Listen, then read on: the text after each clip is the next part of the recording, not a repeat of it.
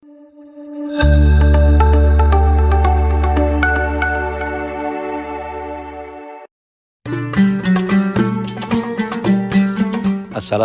warahmatullahi wabarakatuh.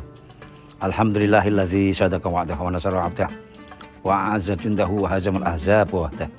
Asyhadu an la ilaha illallah wahdahu la syarikalah wa asyhadu anna Muhammadan abduhu wa rasuluh. Allahumma shalli wa sallim wa barik ala sayyidina Muhammad wa ala alihi wa sahbihi ajmain, amma ba'd. Resmi saya yang semua yang saya hormati dan saya banggakan. Kesempatan yang berbaik ini saya sengaja ingin menyampaikan sejarah pendirian Pondok Pesantren Nurul Ummah. Pondok Pesantren Nurul Ummah ini ada di wilayah Bangkatai Wetan RT 2 RW 1 Benuk, Kota Semarang. Pesantren Nurul Ummah memiliki kekhasan dan keunikan tersendiri yang mungkin juga dimiliki oleh orang yang lain, tetap keunikan dan kekhasan pondok pesantren mungkin berbeda dengan yang lain. Pondok Pesantren Nurul Ummah ini bermula dari hanya 3 santri yang kemudian berkembang menjadi 5 santri dan kemudian menjadi 15 santri hingga sampai 50. Keberadaan para santri ini yang kemudian mulai ngaji habis ba'da maghrib, kemudian baru jamaah isya, dan kemudian sampai jam sekitar 9 atau setengah 10. Santri setelah selesai dari ngajinya tidak langsung pulang, tetapi langsung ada di teras dalam. Pondok Pesantren Nurul Ummah ini bermula di rumah Kiai, yaitu Kiai Haji Hatib Fatoni, di mana di situ para santri ngaji hingga sampai jam 9 sampai setengah 10. Ketika mereka tidak berpulang sampai jam 12 hingga jam 1, dan itu berjalan hampir 2 tahun 3 tahun kemudian. Akhirnya apa yang terjadi? Begitu banyaknya santri, akhirnya kita berpikir alangkah indahnya kalau mereka juga tidur di sebuah tempat yang kemudian mereka subuh bangun bersama, kemudian ngaji bersama, jamaah bersama, dan setelah itu mereka ngaji kembali, dan kemudian aktivitas yang dilakukan oleh santri jam 6. Pondok Pesantren Ummah ini saat pertama hanya diajar oleh kiainya secara langsung, tetapi ketika sudah mulai 50 orang, maka keponakan kiai yaitu namanya Ustadz Mustafirin mendampingi dan kemudian ikut bantu ngajar para kiai. Dan tahun 2010 inilah awal mula Pondok Pesantren Ummah ini mulai bergerak dan mulai mengaji dengan para santri. Hingga tahun 2013, di 2013 ini tepatnya bulan April tanggal 14, Pondok Pesantren Nurul Ummah sudah mulai memiliki aula, yang mana aula itu sangat sederhana, belum di keramik, kemudian juga terasnya juga masih belum ada, dan kemudian tempat kamar mandinya juga belum ada, baru ada 1 keran, dan itu untuk rebutan para santri. Akhirnya apa, 2-3 bulan kemudian pengasuh pondok pesantren berpikir, bagaimana kalau kemudian dibuatkan kamar mandi, kemudian ada toilet, dan kemudian ada tempat wudhu. Baru setelah kemudian itu ada tempat-tempat di mana standar Pondok Pesantren Nurul Ummah mulai ada.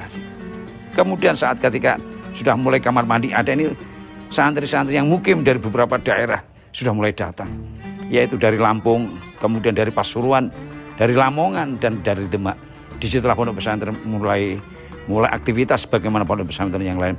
Aktivitas Pondok Pesantren Nurul Ummah memiliki keberkahan yang luar biasa. Sanad keberkahannya dari Kiai Haji Zainuri. Kiai Haji Zainuri adalah bapaknya pengasuh pesantren Nurul Ummah. Bapak Kiai Haji Zainuri ini adalah santrinya Mbah Hasyim Asy'ari Tebireng, Jombang. Apa yang kemudian menjadi iktikad atau keyakinan pengasuh pesantren Nurul Ummah? Karena perlunya merekrut para santri, orang-orang warga di sekitar dalam yang kemudian menjadi kekuatan luar biasa dari pondok pesantren Nurul Ummah ini. Kemudian mereka diajarkan dengan beberapa tahap. Setelah mereka santri ini sudah mulai banyak, tidak hanya 50 hingga 70, maka kemudian Pondok Pesantren Nurul Ummah yang berada di belakang rumah dalam akhirnya dibuatlah halakoh dan tahasus. Di sini mulai kembali berkembang dan akhirnya memiliki tahapan, ada halakoh, ada tahasus, ada kurikulum. Kurikulum ini dimulai dari sebagaimana dalam ajaran Islam, akidah, syariat, dan akhlak. Akidah kita mengajarkan pada para santri akidatul awam. Di situ para santri kita ajarkan bagaimana keyakinan pada keimanan, keyakinan atas hal-hal yang Allah berikan semuanya, dan kemudian berkembang.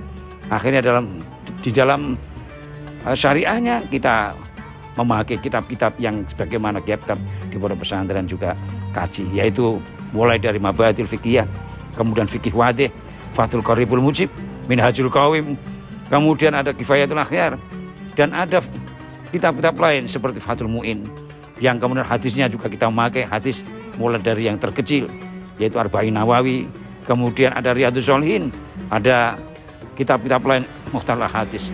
Kemudian tafsir Al-Quran, ini adalah menjadi basis utama, karena Al-Quran selalu kita ajarkan sebelum kitab-kitab lain kita masuk. Al-Quran, kemudian tafsirnya juga tafsir Yasin, dan ini diajarkan pada saat ketika subuh. Dari kurikulum inilah kemudian para santri kita ajak mereka diskusi, kemudian mereka ajak untuk berorganisasi, dan kemudian ada tambahan lagi yaitu mujahadah dan istighosah. Inilah pesantren khas Nahdlatul Ulama atau yang dikenal dengan Nahdliyin. Maka apa yang kita ajarkan dari ketiga kekuatan tadi, akidah, syariah, dan akhlak, maka kemudian kita ajarkan para santri ini untuk memiliki nilai-nilai tasamuh, kemudian nilai-nilai tawasud dan nilai tawazun dengan kekuatan mabadul khairumah, yaitu apa? Asyidku, jujur, kemudian istiqomah, konsisten, dan memiliki komitmen yang bagus. Kemudian ta'awun, itu nilai juang pertolongan, dan kemudian yang ketiga adalah adalah, yang keempat adalah adalah. Dari keempat yang ada dalam mabadul khairumah ini adalah bagian kekuatan dari apa? Nilai Ahlussunnah wal Jamaah tadi, yaitu apa? Yaitu nilai-nilai yang terkandung di dalam tasamuh, toleransi. Maka santri kita ajarkan, karena hidup di masyarakat nantinya mereka harus siap mengarahkan masyarakat, tidak dengan melempar tetapi mereka harus merangkul, tidak dengan kekerasan tetapi bagaimana dengan kelembutan, yang kemudian akhirnya santri ini memiliki kekuatan daya yang harus menjadi magnet bagi masyarakat yang akan di sekitar. Itulah kronologi paling enggak sejarah Pondok Pesantren Ummah yang ada di Bangkai Wetan, yang memiliki santri sekarang hampir 200 lebih, baik putra maupun putri, yang kemudian santri ini juga terdiri dari para mahasiswa. Kemudian mereka yang ada S2 juga ada, kemudian yang sudah jadi, dan mereka setelah dari kuliah itu ada yang kerja, ada yang jadi guru, ada yang jadi di perbankan, ada yang di tentara, ada yang di polisi. Seluruhnya para santri mampu untuk merelaksasi keilmuannya. Kemudian para santri ini juga memiliki basis yang luar biasa mereka, yaitu apa? Tidak takut dengan perkembangan zaman apapun. Inilah yang harus kita songsong. Pondok pesantren seperti inilah yang dimiliki, yang kemudian diingini oleh negara. Karena apa? Nilai-nilai kesatuan Republik Indonesia dengan kebangsaannya, yaitu apa? Dengan basyariahnya, kemudian insaniyahnya, islamiyahnya, dan kemudian dengan watoniyahnya. Inilah yang kemudian menjadi kekuatan bagi para santri untuk selalu terjun di masyarakat. Demikianlah yang perlu saya sampaikan. Kurang lebihnya saya mohon maaf. Wa'alaikum minkum. Wallahul muwaffiq ila aqwamit thoriq. Wassalamualaikum warahmatullahi wabarakatuh.